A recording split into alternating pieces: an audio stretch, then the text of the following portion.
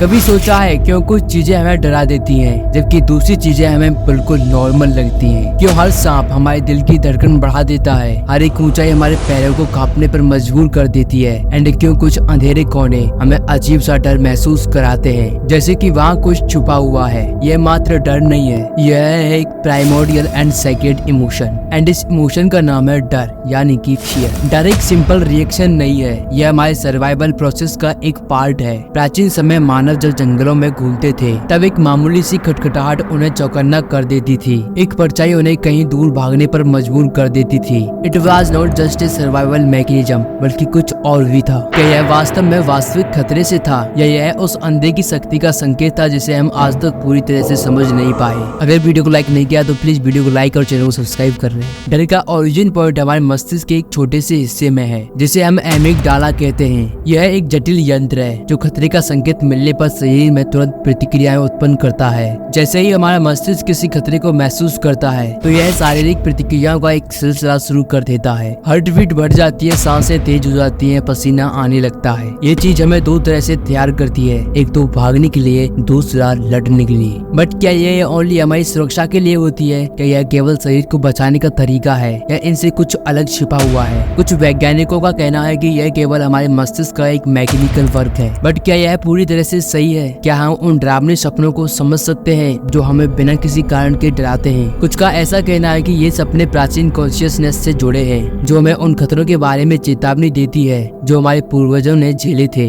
शायद हो सकता है कि यह हमारे डीएनए में छुपी हुई मेमोरी का हिस्सा हो, जो हमें सावधान करती है। It is not just in the present, यह केवल प्रेजेंट में नहीं है बल्कि भविष्य में होने वाले खतरों की चेतावनी भी देती है। डर हमारे समय से बिल्कुल अलग है, यह हमारे अतीत से जुड़ा हुआ है एंड फ्यूचर तक फैला हुआ है। हमको सबसे ज्यादा डर हमेशा उस चीज से होता है जिसे हम नहीं जानते, जिसे हम देख नहीं सकते। इसे फियर ऑफ द अननोन कहते हैं। जब हम किसी अनजान सी जगह पर होते हैं, जब हम उन चीजों को सामना करते हैं जो हमारी समझ से परे होती हैं, तो हमारा मस्तिष्क खतरे का सिग्नल देता है। जब हमें डर लगता है तो हम तीन तरह से रिएक्ट करते हैं: फ्लाइट, फाइट एंड फ्रीज। जब डर अपने चरम पर होता है तब हमारी बॉडी एक अजीब निर्णय लेती है, क्या हमको इस खतरे का सामना करना चाहिए या फिर यहाँ से भाग जाना चाहिए। एंड कभी कभी हमारी बॉडी इन दोनों ऑप्शंस के बीच अटक जाती है, इनमें से किसी ऑप्शन को चुन नहीं पाती, एंड तब हम फ्रीज हो जाते हैं। हम अपनी कॉन्शियसनेस को कुछ समय के लिए होल्ड कर देते हैं, उस टाइम को गुजर जाने देते हैं। इस कंडीशन को अक्सर अत्यधिक डर के नाम से जाना जाता है। क्या आपने भी कभी इस प्रकार के डर को महसूस किया है जिसने आपको एक जगह पर फ्रीज कर दिया? मानव का डर कोई साधारण इमोशन नहीं है। अगर प्राचीन काल से ही देखें तो डर ने हमें सुरक्षित रखा है।